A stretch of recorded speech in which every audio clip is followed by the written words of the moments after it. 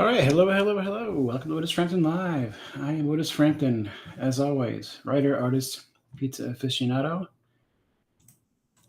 me just check on the audio, make sure the audio is good, because we want the audio to be good. I think it's good.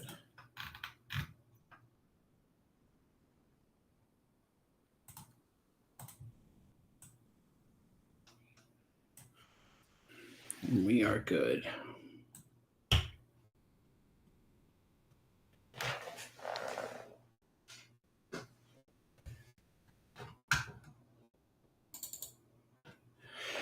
All right, so how's everybody doing today? Hope you had a good weekend. It's Monday. I'm going to get right to work here on this page, which if you watch the show, you've seen before. I did a little bit of color work on it last Friday, I think. So I'm just going to keep going. And I actually did some more work on it, just a little bit since then. And today is obviously it's a Makin and Talkin Comics Day. So 45 minutes of comic work, and I'll start talking about a comic that I like. So the things I changed since then, I think I updated the color on the window frame there, and I talked about doing like a sepia tone look for the this flashback sequence. And instead of going sepia tone, like I went with the so for previous pages where I had someone talking about something that wasn't present in the scene, I went for sort of a overlay color look for both these pages. And I kind of wanted to go, where did I put the page? There it is. For the same kind of idea here, but the difference being that the panel borders, I found this brush I liked, and I created, looks like I got to fix that, this sort of ripped paper look. I don't know exactly what it is, but I really like it for sort of flashback sequence, and I might use it again. I think it looks pretty good now that I got the right sort of level of detail on them.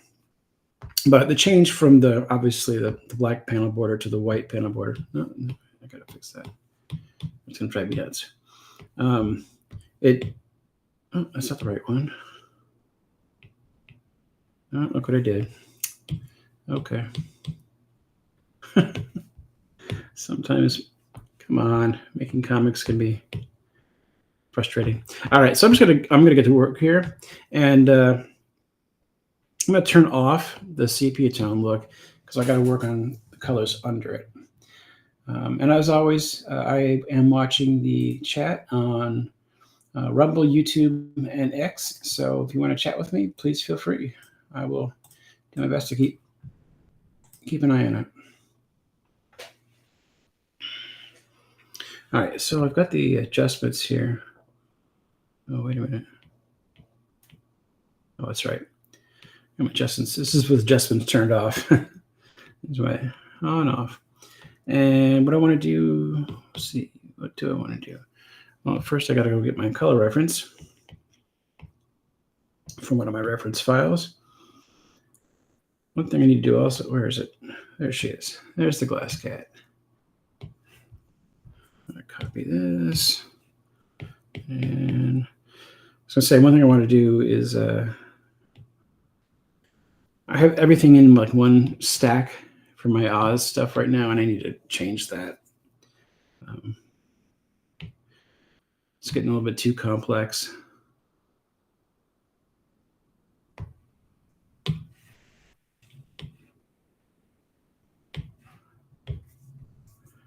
All right, so let's get to work on the glass cat. So the glass cat is one of the few characters who has like color line art. So I wanted her to look a little different, and she's made of glass. So this is what I do. I lock the pixels on the character line art layer, and then I color her a little blue in the line department.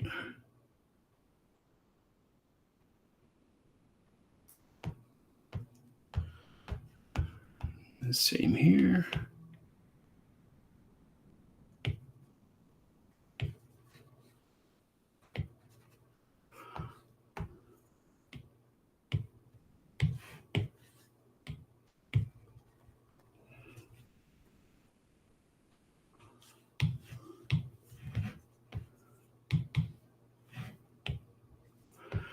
All right. And then she actually has it's a different color for the heart and the brains. Heart and brains. That bomb guy sure likes talking about hearts and brains. Oops. There we go. Just makes it a little bit more subdued because they're inside of her. So I want to talk a little subdued.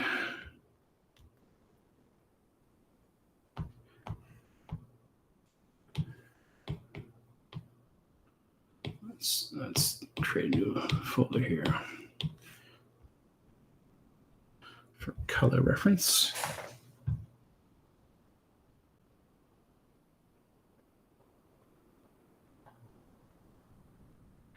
Hello, Popcorn Trolls over on YouTube.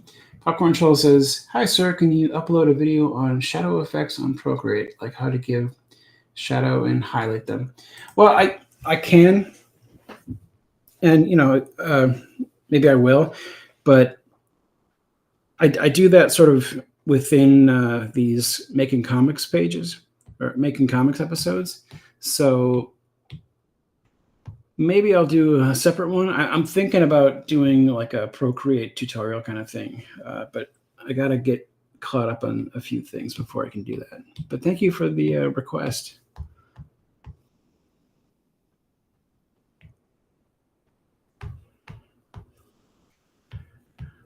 I definitely I want to put out videos that people want to watch, so I appreciate the request. All right, now we're going to do some shading on the cat, some highlights and shadings work on the cat. Let me get my reference here so that I can look at how I've, excuse me. This is her first appearance in the comic, and I always kind of go back to this as the look of what I'm going for. Let's select that. And for hers, I don't know if you saw that, but I use her line art color as her shading color. And then I'll go in and kind of lightly erase some areas to make it a little bit more subdued, even more than it actually is. I don't want it to be too harsh.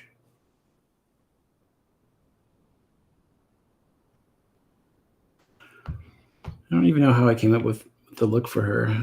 Usually when I'm designing characters, I kind of tend to go for my first instincts. I don't do a lot of iterations when it comes to character design. And her character design came from, where is it? This. One of the first things I drew was the cover, which is what I usually do. And drawing her, I was like, okay, well, that works. So let's see if she works in different, from different points of view. And it was a little hard to do turnarounds on her because of the really harsh shape I gave her, but somehow it works.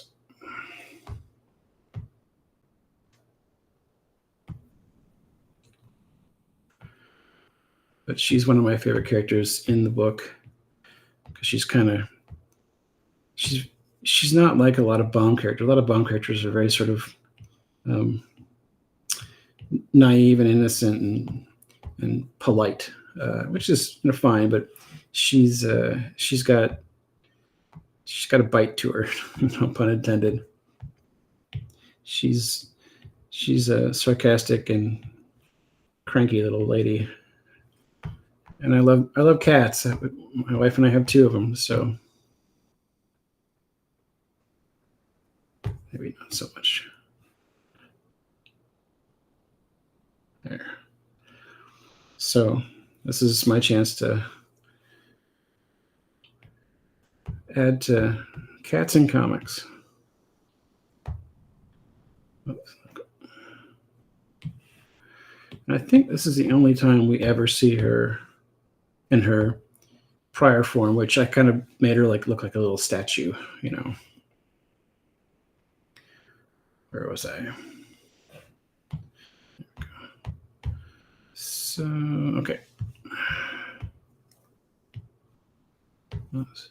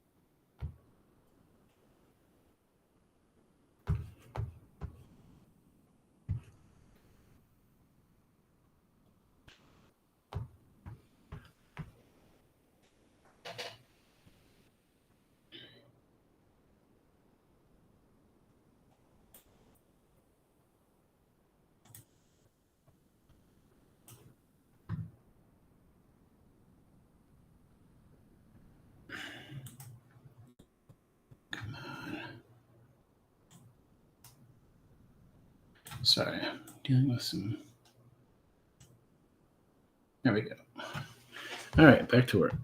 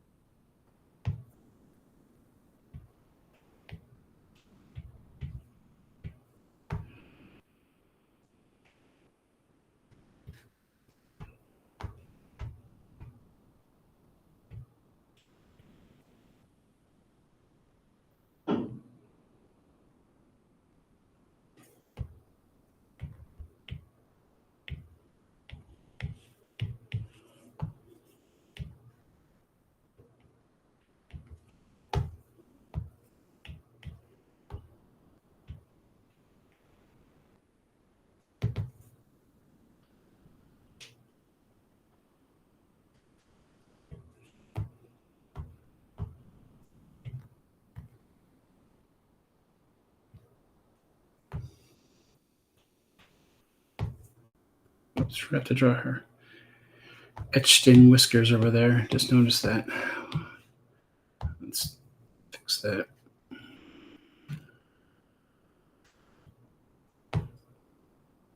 Well, they're way off. Let's get them in the right place. There.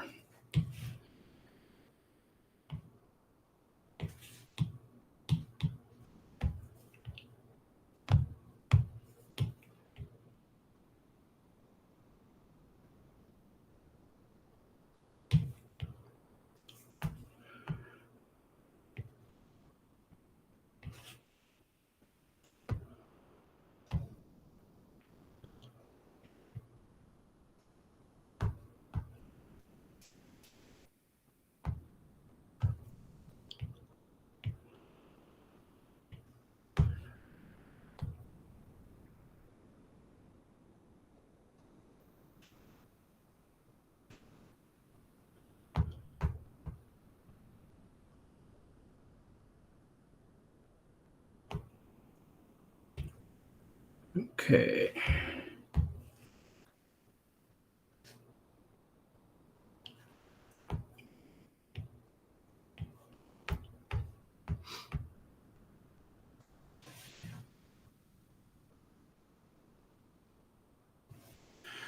So cat gets some extra stuff. So I gotta.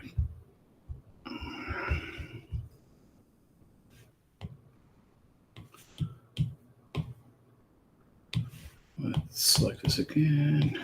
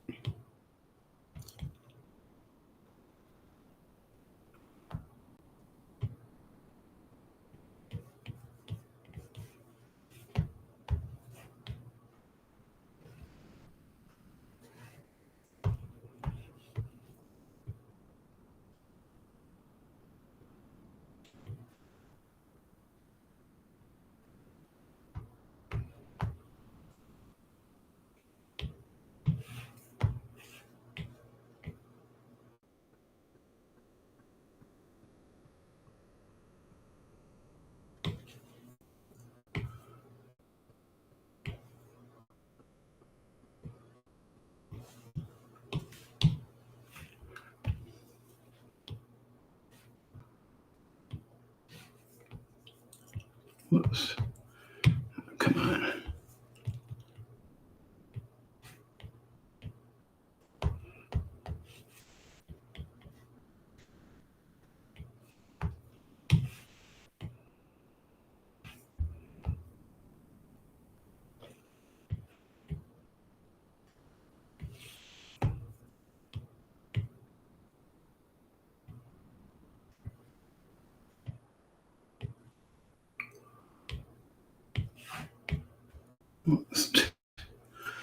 Let's try it again.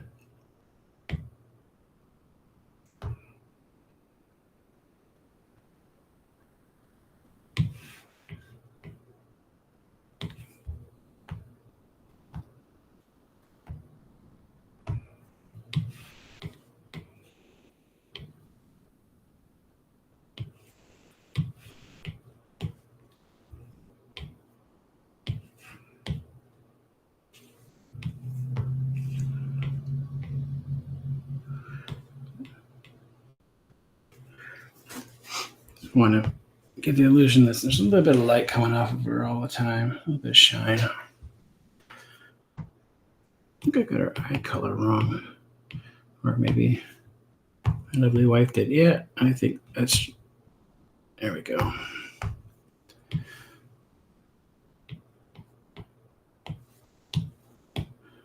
It's funny when you actually, I'm going to leave her eyes uncolored there until she comes alive. There we go. I was going to say, it's funny how even subtle colors become noticeable once you work on a comic for a long time.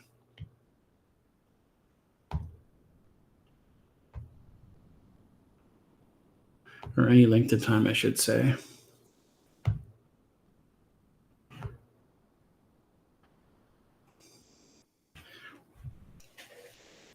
And the same way that, like, I have the patchwork girl look a little different once she comes to life. I had the glass cat look a little more, angular and sort of dead in the eyes, and she comes a little softer when she comes to life. It's a little thing, but I think you want your characters to be to have life in them. And no offense to the original illustrator of Patchwork Girl of Oz, I wasn't crazy about the way that the Patchwork Girl was drawn. She looked kind of ugly, and so did the glass cat, to be honest. As great as some of those illustrations are, like, I love the design for the original design for Dr. Pip, the Crooked Magician. And I don't think I think my version is fine, but the original version looks really great, really great. I had to do my own version, but yeah, it's good stuff in that original version. What was I doing here? Oh, I just realized I need to go back and. But anyway, I mean, you got to put yourself in. When you do an adaptation of anything, you got to put a little bit of yourself into it. Otherwise, there really is no point in adapting something. Because then, if you want it to be exactly the same, why not just leave it alone? I'm trying to think of oh, that's right. So I got to go and do. Okay, I started to do that. I'm trying to figure out what the heck I'm doing here. So got to go in and finish. Hey, Popcorn Trolls, if you're still watching, see me do a little bit of secondary secondary shading here.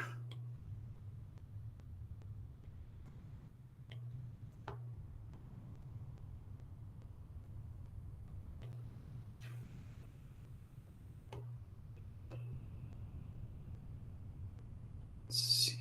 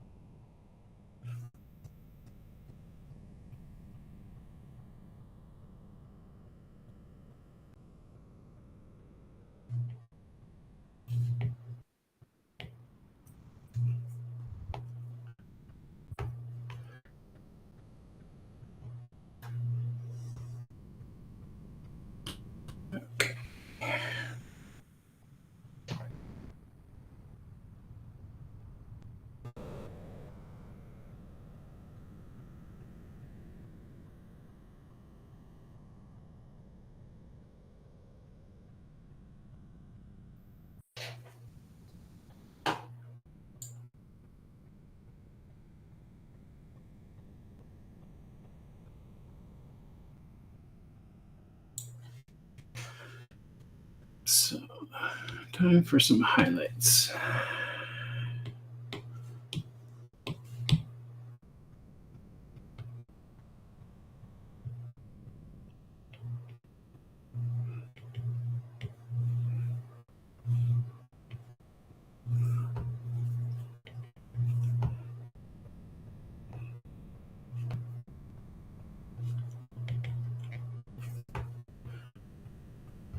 Right now I'm still sticking to working on the characters here.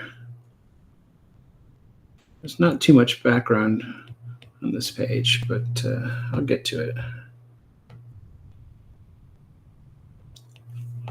I promise.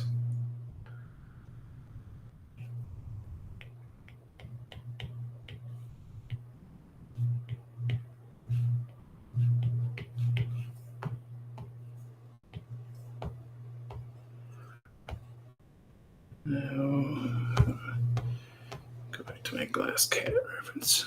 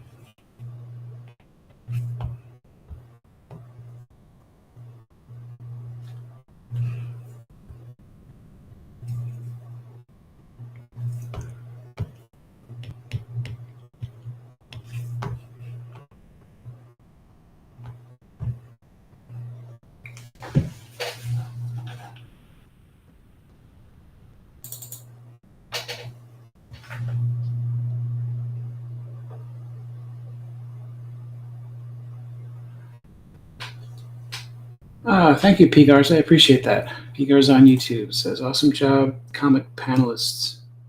Rules. I know what awesome job means, but I'm not sure what you mean with the rest. But I'll take the compliment. I appreciate it. Oh, one of the things that I was talking about on the previous show was where I planned to put the text, which I had sort of temporarily put in, but I kind of figured out what I wanted to do with it. And I've never done this before, where it transitions from dialogue balloon to dialogue text, for the purposes of a flashback. So that's a first for me. But that's what I plan to do with the dialogue balloon. So that's why there's all this extra space over here. I composed the panel knowing there'd be a lot of dialogue. Anyway, get to that later. But I usually do rough lettering for my pages at the layout stage, because I'm a firm believer that the words and pictures need to go together. The words can't be an afterthought. They've got to be part of the geography of the page and the composition of the page and the flow.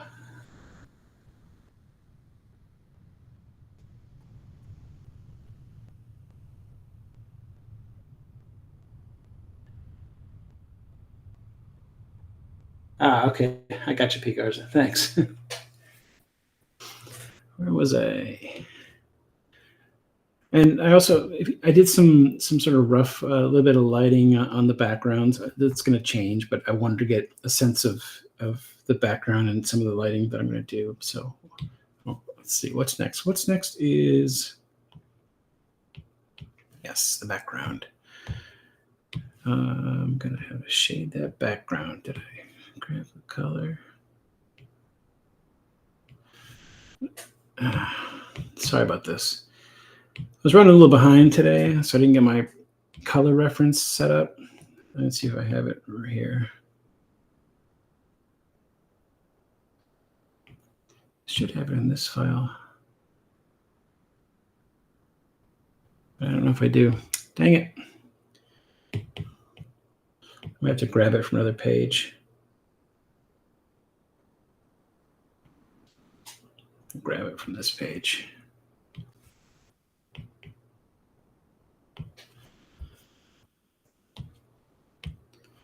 I need to, when you start making a comic, it's like the clock starts ticking, and the clock starts ticking. The clock starts ticking, and all the things you think that you should do for, project management. Where did it go? Oh, come on. It gets difficult to cram that stuff in, like creating all the necessary color reference files so that you've got it all in one place. And so you end up doing stuff like this where you're going back and forth and back and forth. I have some stuff taken care of, but not as much as I really would like to. So, and I can set up all the palettes that I want with reference colors, and I do have that. I do have, where is it? I do have Oz colors here, but it looks like I already set this one up. I'm smart, but not smart. I already have it there. See, when you get disorganized. One thing I always tell aspiring comic creators is, as much time as you think making comics, and I'm just kind of wandering around here. As much time as you think it'll take making comics, double it. Double it, because it'll take twice as much time.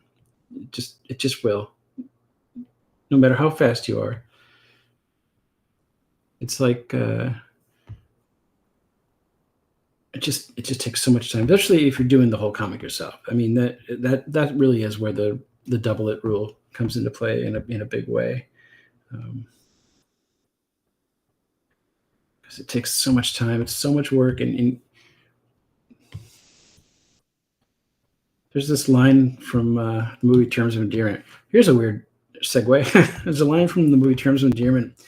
The main character is talking to her husband and saying about raising children. As easy as you think it's going to be, or as hard as you think it's going to be, you end up wishing it'll be that easy.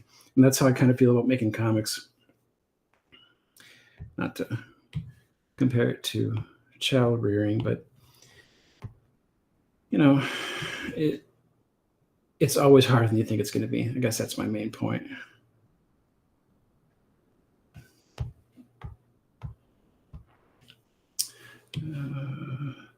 So always plan for things to take longer than you think they will. What was I doing?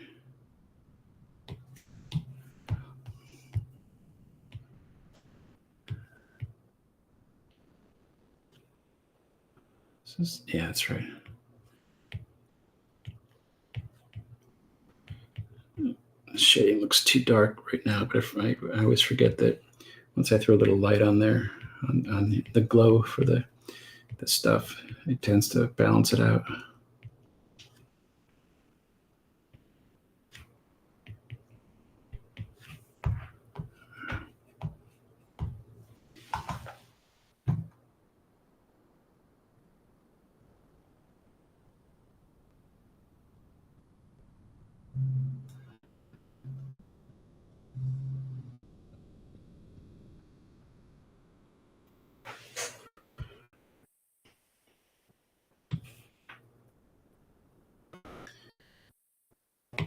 I'm gonna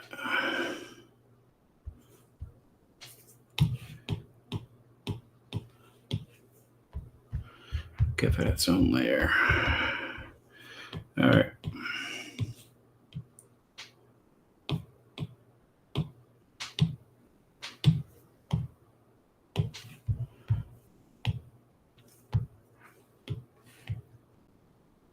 Well, let's get on the right layer. Always happens to me.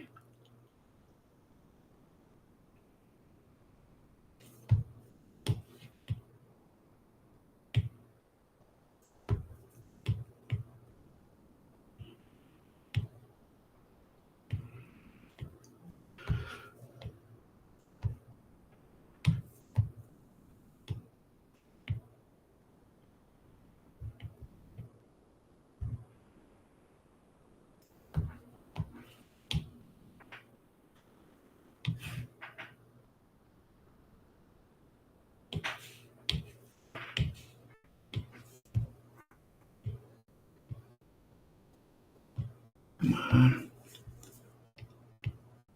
Why is it not?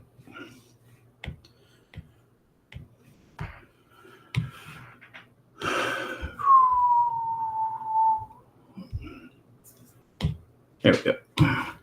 Fixed it.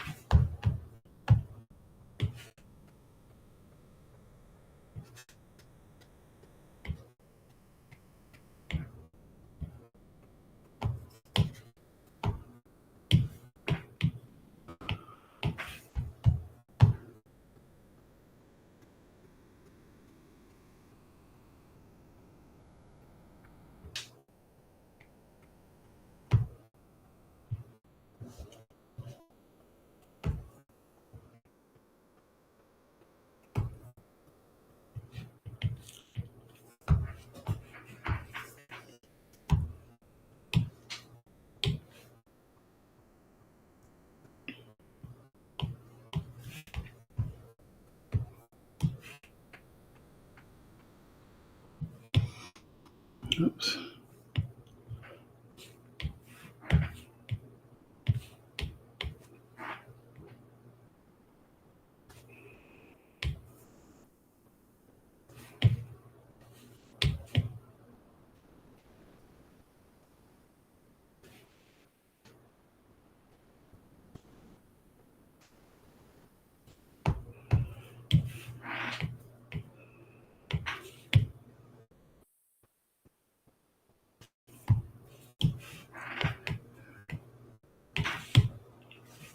That's good.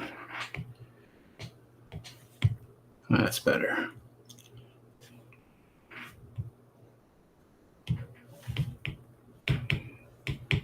This way.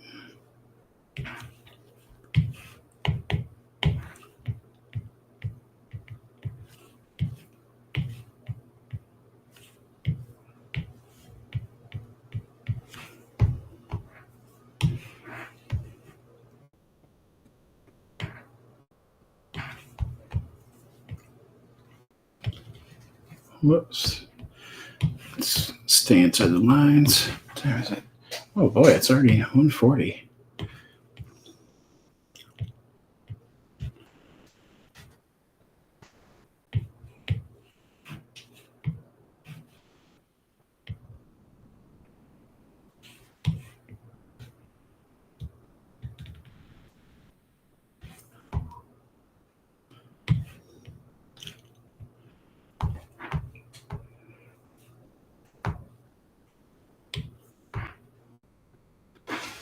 Time flies.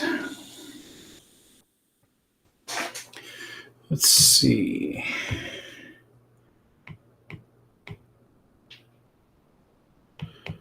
Oh, I can do a couple of things before I switch over.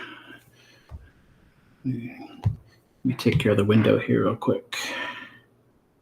Where is it? Yeah, it's over here.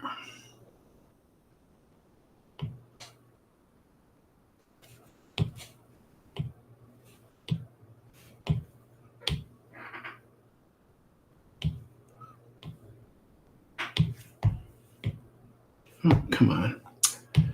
Switch to one I want to color with.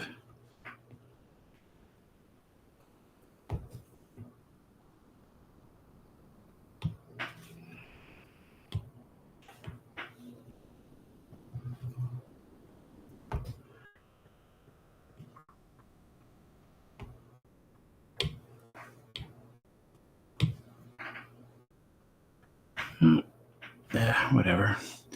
I painted the wrong layer, but that's okay. It doesn't need to be on a different layer. In fact, I'll merge that down. I'm fine with that.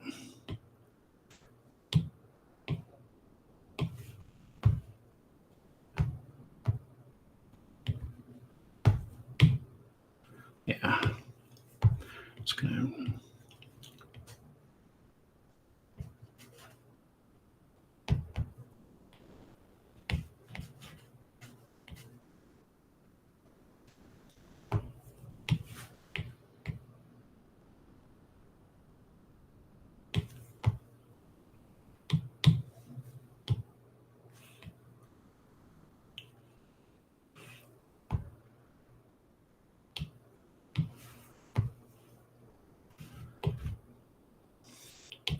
I think I want a little more blue in there. There.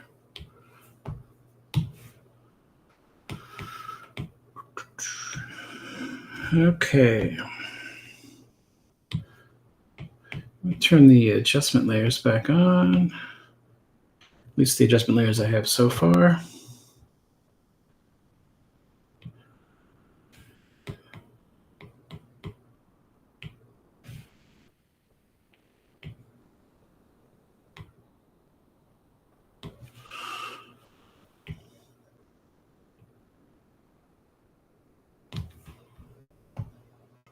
I also threw a layer of like really light purple over it to sort of give it, a hazy, close this down.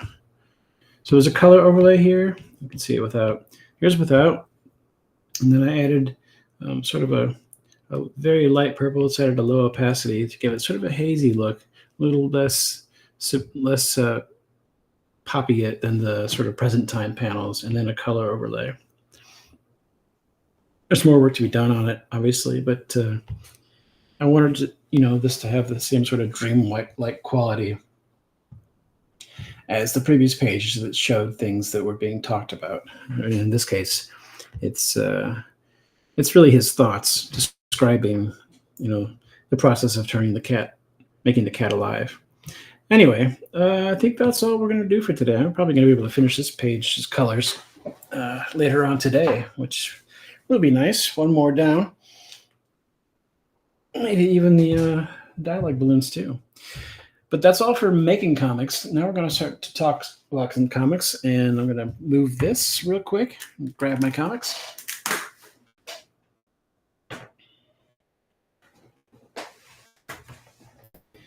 Just give me 1 second.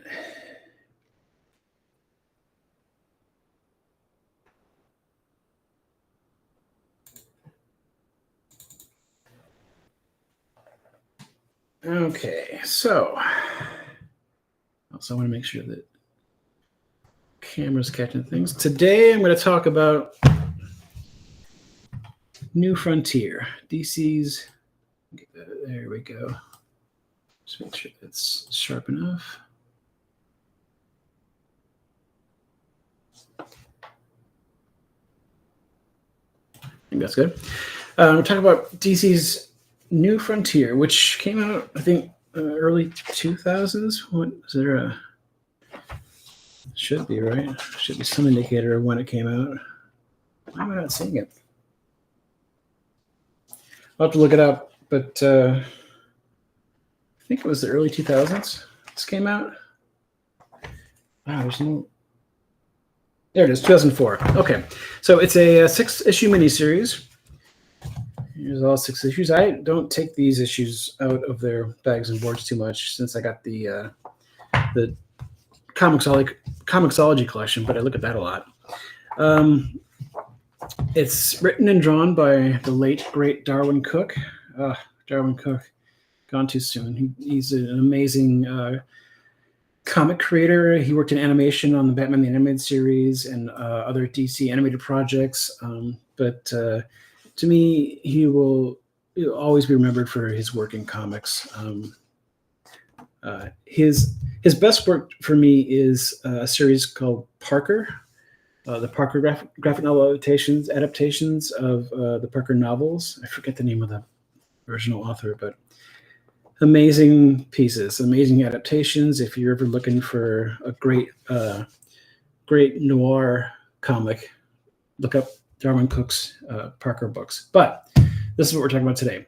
And this is a great series that basically retells the origin of the main DC characters, but through the lens of the time period around John F. Kennedy's administration, which is why it's called New Frontier, because Kennedy's administration, his policies were sort of the overall name for it was the New Frontier, America's New Frontier. And I think Kennedy actually in the book at some point, I forget where, I'd show you. But it's really great. Darwin Cook is just one of my favorite comic book artists of all time. Him along with Bruce Timm, another creator, the main creator and creative person behind Batman the Animated Series, are really big influences on me. And I wanted to show this issue, particular issue 2, because it has some things in it that are just, to me, fantastic. And one of them is Darwin Cook's version of Wonder Woman, which you wouldn't be able to tell it from these panels. It's kind of this great surprise. And I don't even know why I'm talking about this, but it's just one of those things that makes me like this series. Diana, Wonder Woman, she is an Amazon, and Superman comes to talk to her, and they're talking, and she's sitting on the table, so you don't even quite see it here, but then she stands up and look in here. Oh, I love this panel where she's taller. She's taller than Superman. I love the way that he depicts Diana as an Amazonian, and that great old-fashioned Superman symbol. The series is made up of this 3 horizontal panel sequence. A lot of it is, not all of it, not everything is this sort of widescreen look to it, but a lot of it is, and it really gives it a cinematic feel. Sorry about that shine on the comic there. I apologize for that. Not much I can do about it right here. Oh, maybe there is. I wonder if.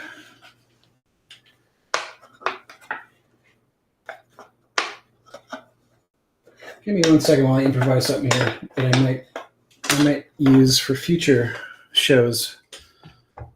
This little stand thing here. No, that doesn't really work. Okay, we'll ditch that. Sorry, it was an improvisation. Maybe I'll have to work on a way of showing these comics without having that glare. I apologize. It's the nature of the paper on this. I don't think I've come up against that on other comics. Anyway, moving on.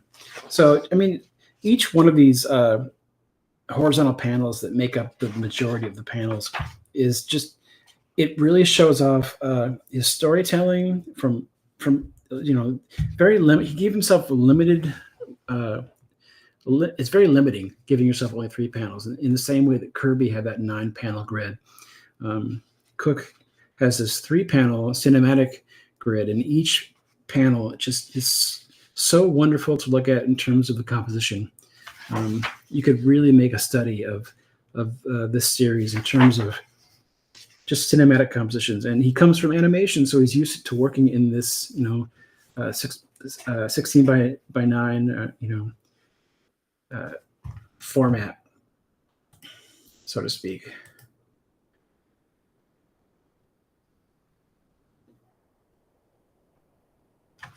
So another one. So, and then here's this page with Martian Manhunter on Earth watching TV, and it's really great. Just one shot. It's the same place, but the little details that change in between are actually really kind of cool and telling if you look at it. The change in time of day. These are things you need to think about. Here, flatten this out so you can see it. The change in times of day. He's shape-shifting into different characters as he watches. And he put the blinds up here at this point. I know it's really simple. But this is the kind of storytelling that I love. I love simple, direct storytelling. I wish I didn't have that glare. I'm so sorry. I don't know what to do. Let me see if I can. I'll hold it up a little bit. It doesn't help either. Okay, I planned badly. And so the other sequence I like in this issue especially, and the series as a whole is really great. It bounces between the main DC heroes. It's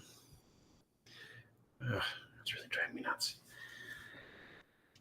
But because Darwin Cook had worked on Batman the animated series. It helps if I hold this way. And his version of Batman is just fantastic. It's one of the instances where he breaks the 3-panel grid is to show this amazing establishing shot of the detective's point of view coming into the church and seeing, or whatever it is, the church, I think it's church, coming in and seeing Batman fight and take on this horde. I love the way he draws Batman. He did a number of Batman projects and storyboarded a lot of the Batman animated stuff under Bruce Timm. If you're lucky enough to have the Batman animated book that is basically behind the scenes, you'll see a bunch of his storyboards and sort of color guides. It's really great. I love the way he draws Batman. Just so good. Like, this is how I would want a live action Batman to look. Just like this. I think that it's just so great looking. Really great. And he knows when to go simple. It's one of the other things I like about Darwin Cook's work. He knows when to look at this panel. Jeez, look at that. It's such a beautiful composition. But in this previous page here where the child is at risk and all of a sudden something happens and all you see is just the abstract shape of Batman's cape and the knife, coming loose from the hand. You don't need to know anything else. It's really cinematic. It's a really great way of showing without showing, but also keeping in the style of the piece. And then the kid actually gets scared of Batman. That's perfect. Because this is great. Oh, look at this double page spread. Just wonderful. Just great stuff. The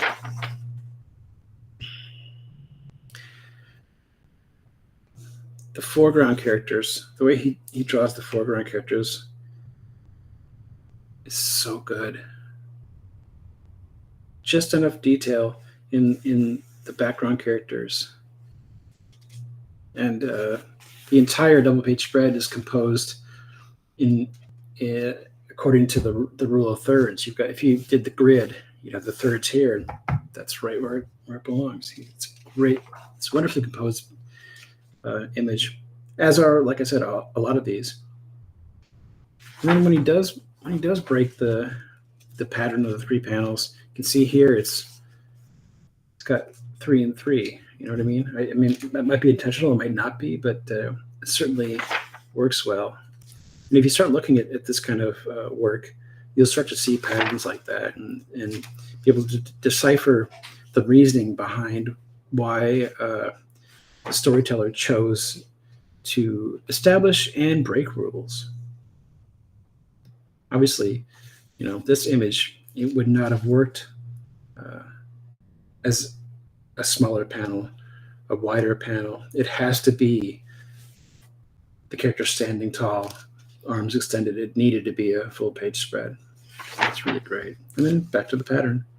But again, if you get a chance to get this series, and I think you can, if you have Comixology, I think at least the first issue is available to read free under Comixology Unlimited. I'm not sure, but it's really worth looking at just to study the compositions of the images in the book, because it could be this comic could be storyboards for a movie, and they did do an animated version of this. I didn't think it was as good. There was no way it could be, I think, but this I would not be surprised if the animators took all of these pages, cut them up, and said, "Okay, these are the storyboards. This is the start of the storyboards. This is how we're gonna make this look." God, look at that beautiful flash imagery. So simple too. So simple. But each issue is like this. Each issue has really amazing visuals, really great depictions of the characters. It ends with a big, a great big battle scene with Starro, I think it is, the giant starfish thing that was in what was the movie? Suicide Squad? I think so. I think that's what it is. One more thing before I finish here. One sequence, if I can find it. Is it in here? I think it's in this one. Yeah. The sequence where we get to know Hal Jordan. Oh, and it also has these sort of interstitials, which are kind of cool. These, fake excerpts from newspapers written by Iris West, the Flash's girl. And pages like this. Such great storytelling. Again, same shot, just 3 panels. You see the cops jump between buildings. You see the reporter try to jump between buildings. Then you don't see the reporter, but all you see is this hat floating down. It's, set against the moon. This man knew how to compose images. Gone too soon, Darwin Cook. But this sequence where Hal Jordan's introduced, this fighter jet sequence, it really is wonderfully put together. It's a hard thing to do, I think, in comics, creating this kind of sequence and having it be energetic and make sense and have the compositions be really good with such a limited number of panels per page, but he just nails it. It's so well put together. Really great. And then another great use of 3 panels where he's waking up as he's coming down in the parachute and his eyes open. It's just from his point of view all the way down until he lands on his enemy. Anyway, really great stuff. I just wanted to confirm that indeed it was Star. Is it? I could have sworn there was a big. Is this the right one? I thought there was a big Starro sequence at the end of this comic. I know there is in the. Yeah, that's it, isn't it? Or maybe not. What am I thinking of then? Oh, there it is, right there. But I think they changed it for the animated series.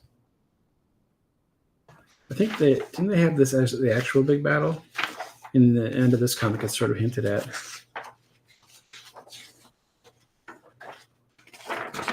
Anyway, now I'm just looking to look. Too bad we didn't get more of the Joker.